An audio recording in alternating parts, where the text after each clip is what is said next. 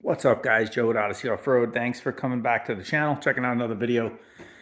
So, figured we do a final thoughts video on the Beta Xtrainer. While I got it here, still, the new owner is on his way to pick it up. So, he will be taking possession of it. Young man from Phoenix area coming down here to where I live, which is a little bit south of Tucson.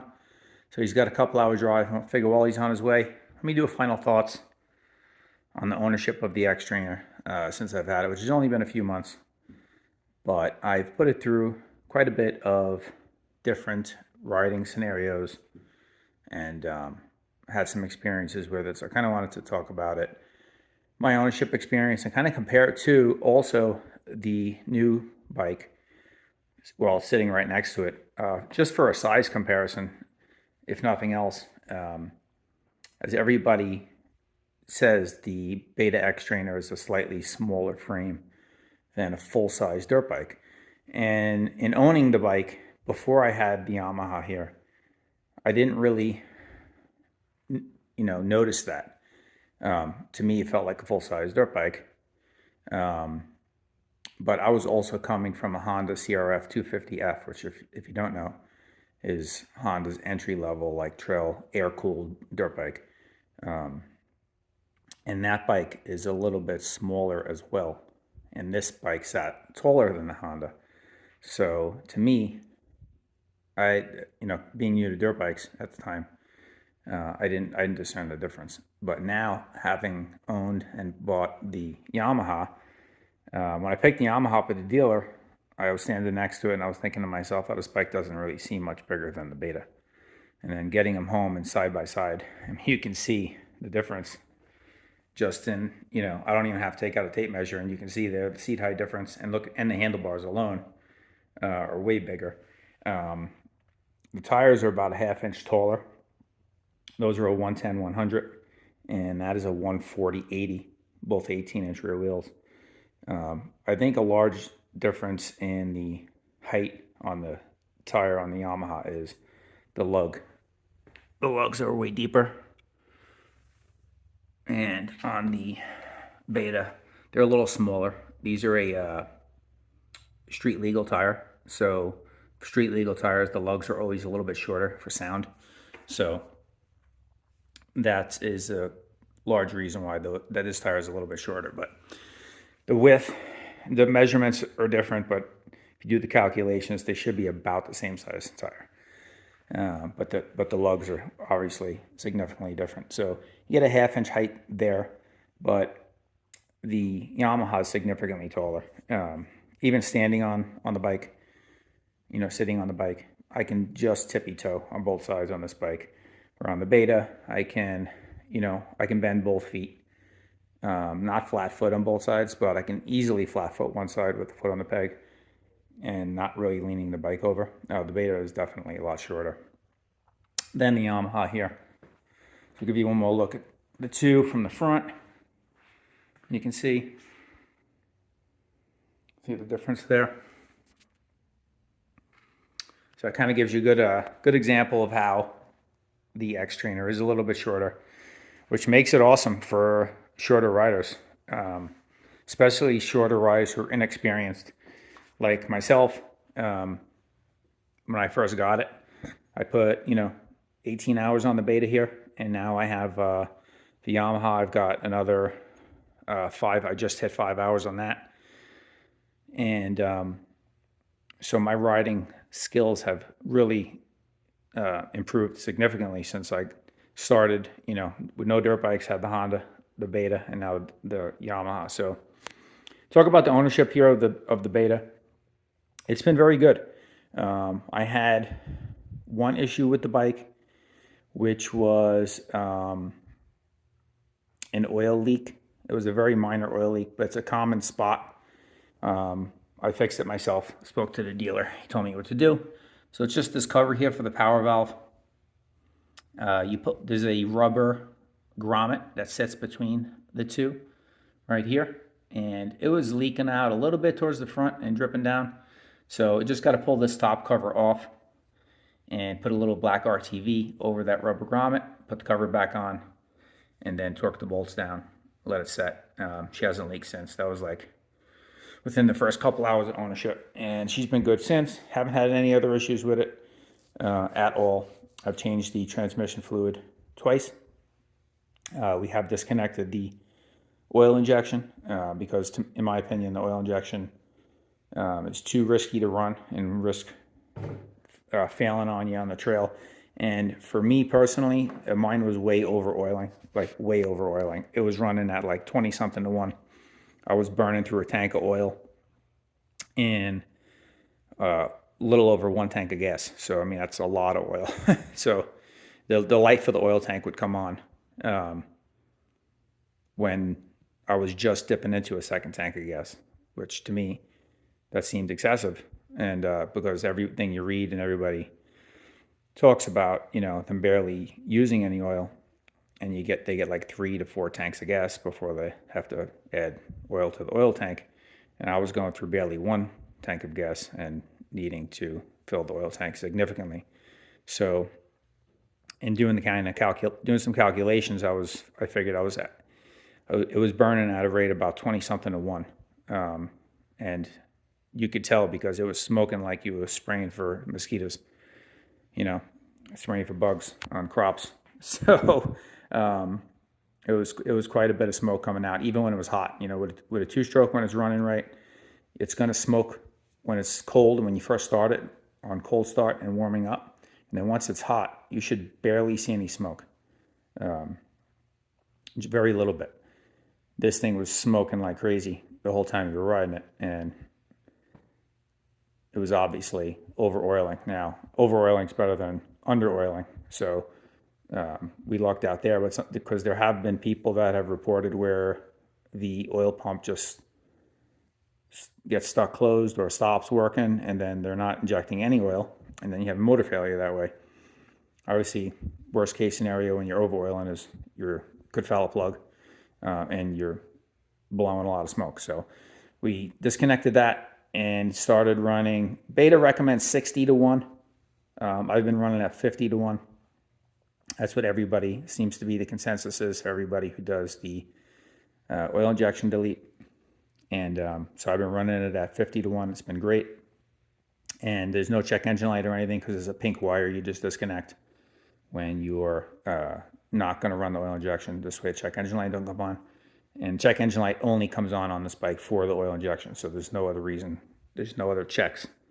There's no other systems in place for that check engine light to illuminate. It's strictly there for the oil injection. So that is pretty much it as far as issues, or what you could call issues, I guess. We did the full wraparound handguards on the bike. I did them on this one as well. They come in handy. I like to run them on the bikes because if you ever drop it too, it just takes the brunt of it, you know, without damaging the bike. And the bike is in really good shape. It's got a couple minor scratches here on the decal on this side, and a couple tiny ones on the front edge of the fender. You can barely see them. They're right there. I haven't really ridden this one in night time. I would say the headlights are pretty comparable. They're both halogen bulbs. I actually misspoke on my intro video on this bike saying it was a LED headlight. I read the literature wrong, and I obviously didn't pay attention. It's a halogen bulb there, and it's also a halogen bulb here. On the Beta, they're both equally as bright. They're okay. I rode the Yamaha home the other night at sunset, and it was okay. Definitely could use a little bit more headlight, which is something we'll do in the future on that. So the headlight's all right for night riding. I would definitely upgrade to maybe just at least an LED bulb, get a little more lumens on the trail.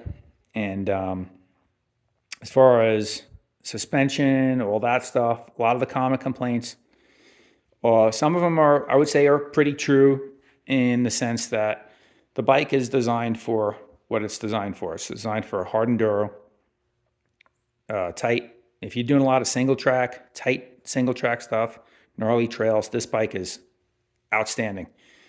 I did the last ride on this bike, and unfortunately I didn't film that one. I went out for a ride with my buddy Nick, went up to the mountains by my house, and I threw it in the truck. We drove it up there because that's another thing with this bike is the fuel mileage, and we'll get into that. But we did a pretty, for me, hard trail. It was, very rocky, some rock ledges and stuff.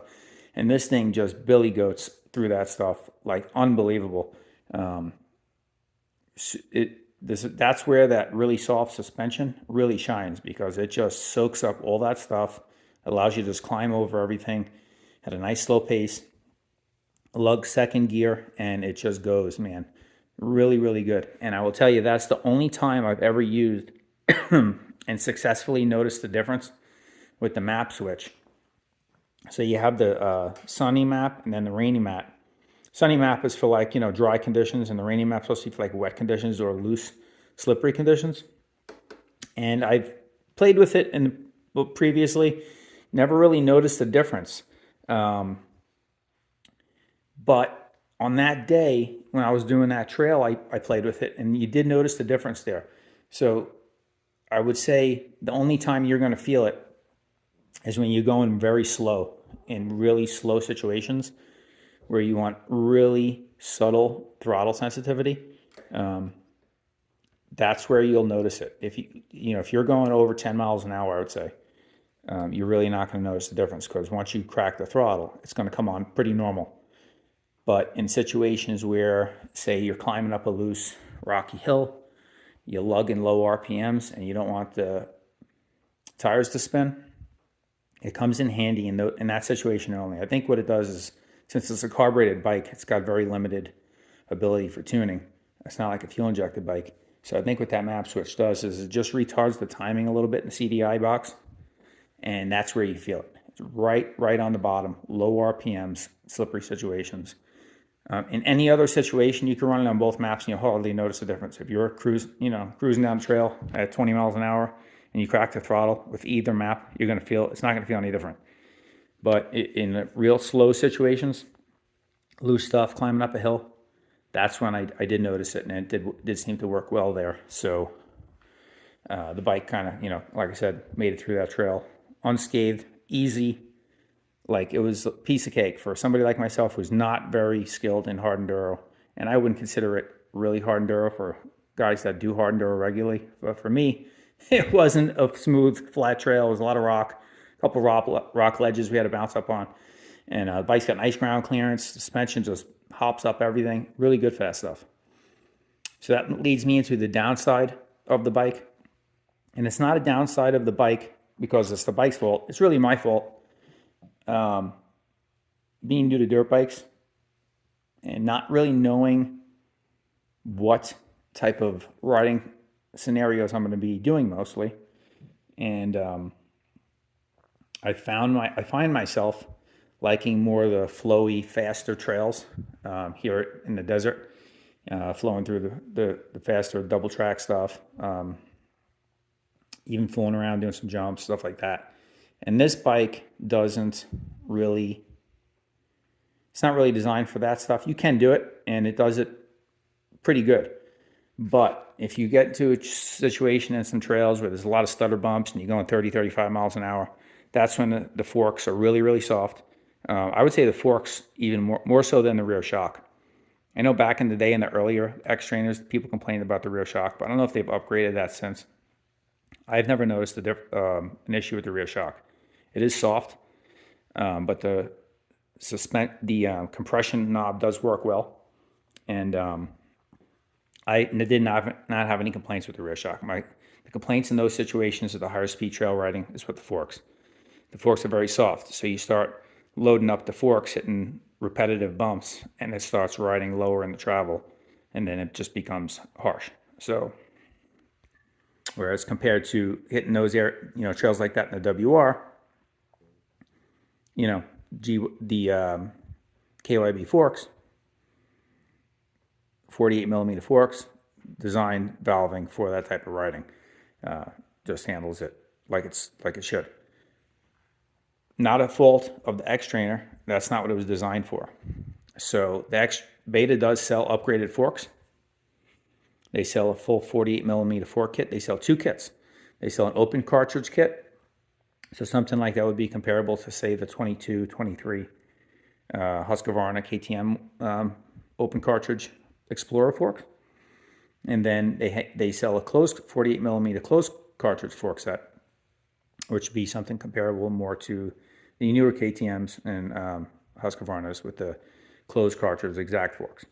So either one of those are going to be a significant upgrade over these forks here if you're doing any type of faster pace riding. And there have been people online who have purchased those and reported a drastic change in the bike's characteristics and handling. So ultimately, could I have done that and then coupled that with the shock that goes along with it from Beta? Absolutely. And the bike probably would have been 90% of what I want out of a dirt bike.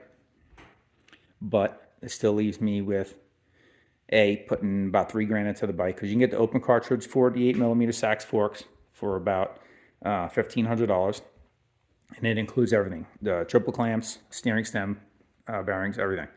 You just take that setup out, put the new setup in. But then you got to get the rear shock that goes along with it. You don't want to have the suspension not match, and then that's another $1,100. So you're talking, even with the cheaper setup, $2,600. Then if you go with the closed cartridge fork setup, that's another $500. So now you're talking, big money.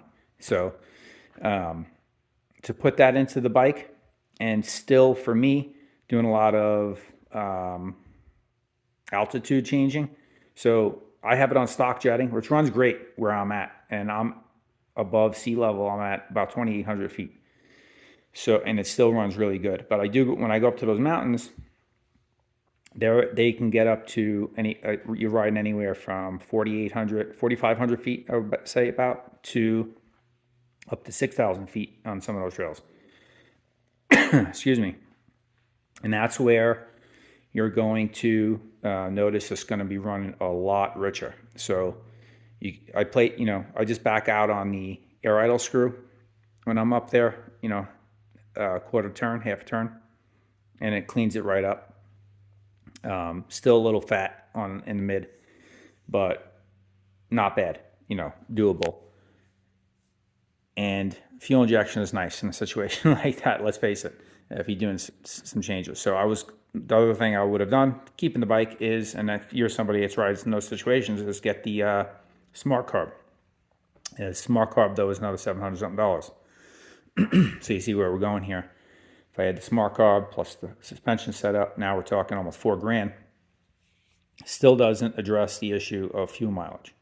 So the fuel tank is 2.4 gallons on the Beta.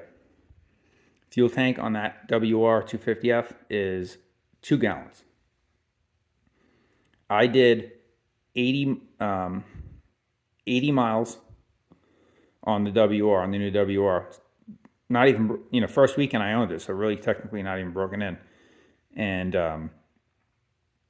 I did 80 miles, and it took 1.1 gallons of fuel. So I still had over 3/4 of a gallon of gas in there. With this, I'm sorry, I'm wrong. It was 65 miles I did, and it took 1.1 gallons, okay? So I still had, 0.8 gallons, let's say, at minimum, left in the tank. So I could have gotten another 40 miles at least out of that tank. With the Beta here, I did from my house, I have the video on the channel, where I did 52-mile loop. I went all the way up to the mountains, to an overlook, and then rode back down. That was 52 miles. When I got home, I gassed it back up, and it used over 2 gallons of fuel, just about 2.1 gallons. So I could have gotten with another 10 miles out of the tank. So if I want to do longer rides, we're already in a better position with the fuel injected Yamaha. With the Beta, I want to do those longer rides, I'm going to need to invest in the desert tank, the bigger gas tank. And that's another $600.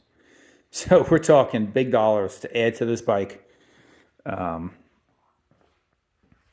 And I just didn't think it was worth it to do all that. It's just a lot easier to get this bike, which is set up to do all that pretty much right from the factory. Even with a smaller gas tank, it gets much better fuel mileage.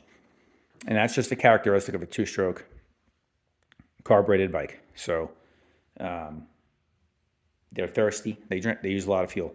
If it's jetted properly, obviously, you're going to use not as much fuel than if it's not jetted properly.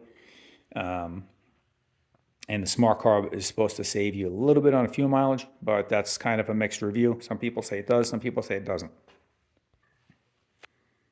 So I just didn't want to add, $4,500 to close to $5,000 in parts to get it to where this bike is right off the get-go. And I got to kill the deal on this bike. So am I losing a couple dollars here on this bike? Yes, I am. Obviously, you buy something new, you're going to lose a couple of bucks, but to me, it was worthwhile. First of all, it helped me tremendously in my growth as a rider. With the suspension being a little bit lower and it being so soft, it really helped me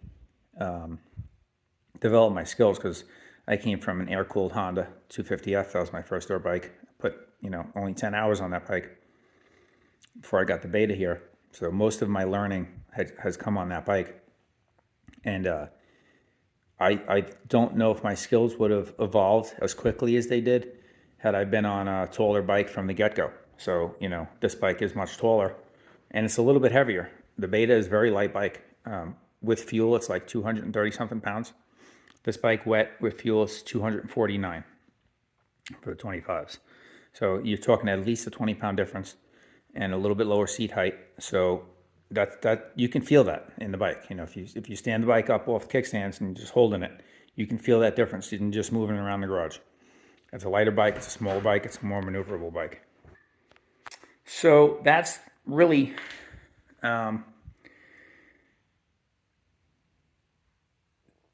all good characteristics, for somebody who's learning.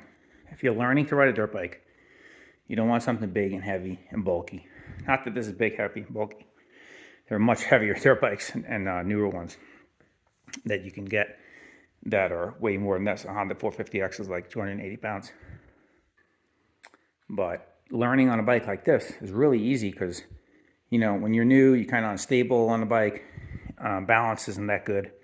And when you have a lighter bike, something thinner, more nimble, really makes it easier to work on your skill level as opposed to worrying about fighting the weight of the bike and the size of the bike.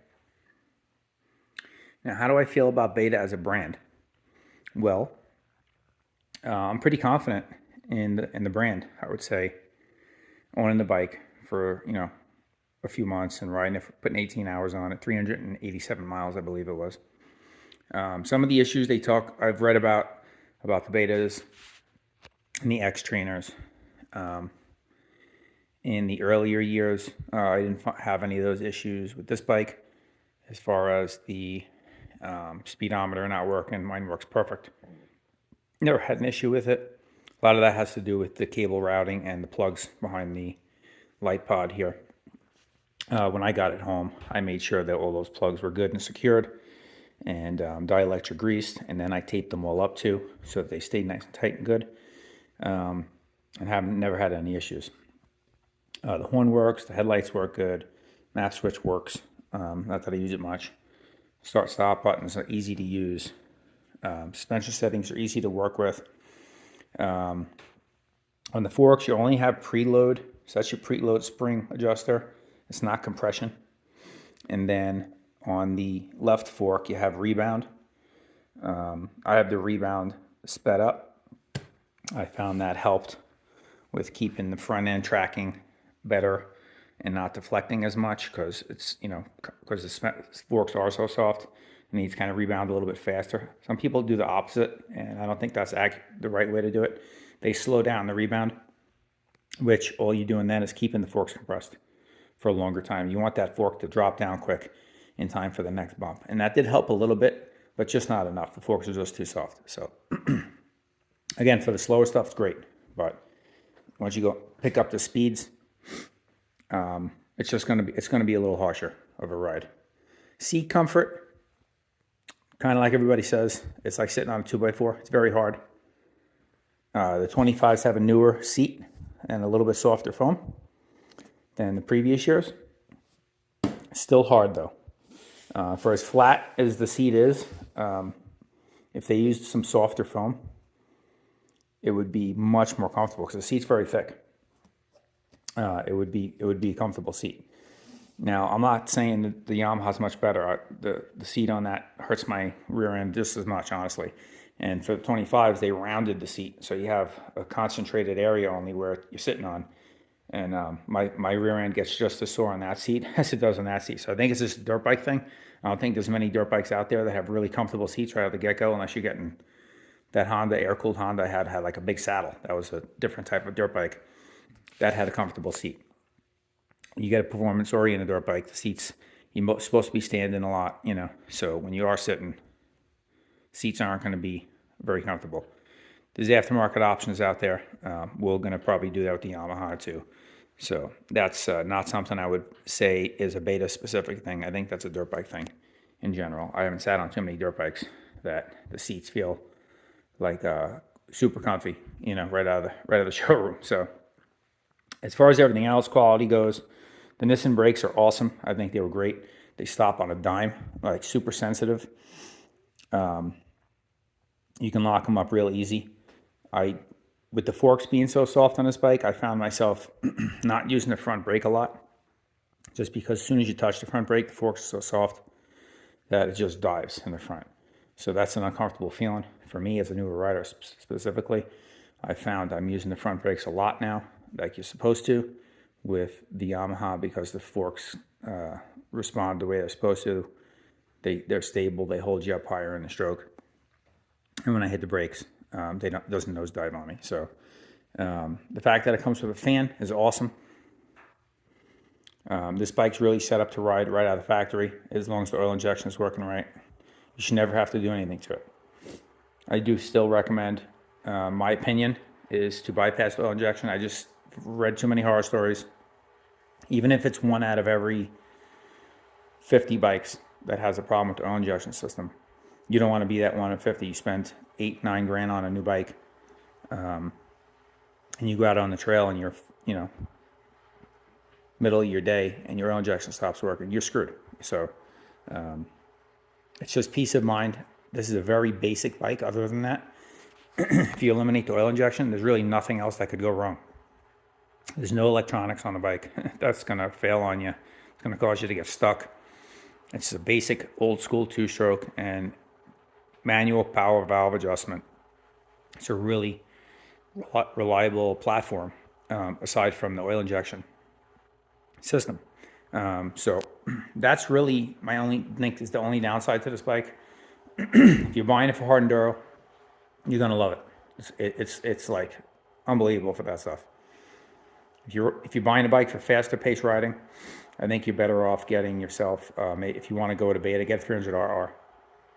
It's a little bit taller seat height, but you can either get used to it or lower the bike a little bit, because it's going to handle those situations better.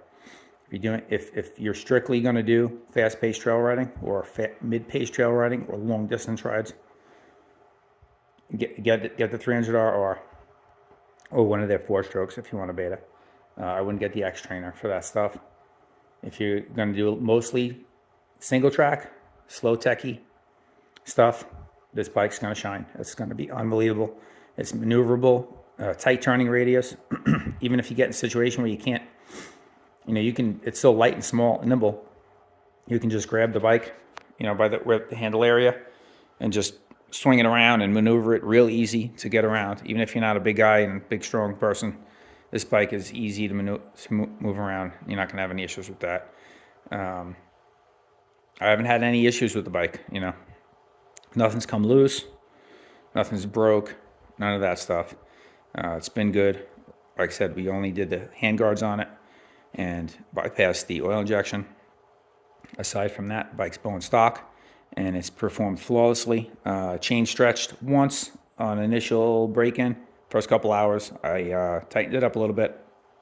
Hasn't stretched again since. They use quality stuff. I think it's a DID chain and sprockets, so that's going to have a long life and last you a long time.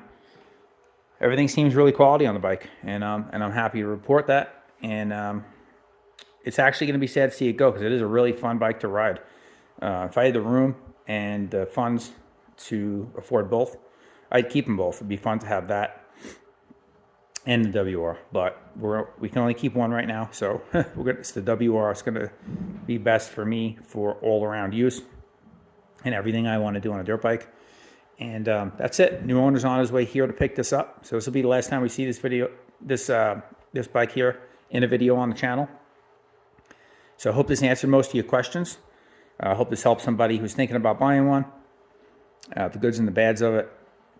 I think it's mostly good if you're buying it for its intended purposes. It's really all good. But if you're going to buy it and then want to build it up for a different intended purpose, I would say it might not be worth the money to do that, and may just be better off getting a different bike right from the get-go. So think about what you want to use the bike for before you purchase it. But if you're doing hard enduro, this sucker right here is going to get you everywhere you need to go every time. Really good bike and reliable. Starts up, just starting too on this bike, even on a cold start. Like this bike hasn't started in a week since I put it up for sale. And if I just pull the choke on the carb, turn the fuel on, as soon as I touch that start button, it's going to fire up like instantly. I'm not doing it now because I told the gentleman who's buying it we'll do a cold start when he gets here, just to show him how to warm the bike up properly. But that is, it literally fires right up. A lot of that's going to have to do with your jetting, but the starter motor is really powerful, seems on these bikes, and it just fires really fast. Even like you come to a stop on the trail, you shut the bike down, as soon as you touch that start button, boom, it fires. It's like a half a second almost. I've never seen a bike start so fast. So that is it. We'll end rambling here, guys. I hope you enjoyed the videos that we did with the Xtrainer for the short time we have it. We're going to have a bunch more content on this Yamaha WR. Again, that's a 2025 Yamaha WR250f. It's been an awesome bike so far. We got some stuff coming up on that here real soon. I wanted to get this one out first, though. Kind of like to keep my videos in a timeline here, not jump around so much. So that's it, guys. Smash the thumbs up button on your way out. Subscribe to the channel if you haven't already. We got plenty of ATV content on the channel as well. Some stuff on the Jeep. So again, this is Joe with Odyssey Off-Road. Hope you guys enjoy your day. Get out there and ride safe, and we'll see you on the trail.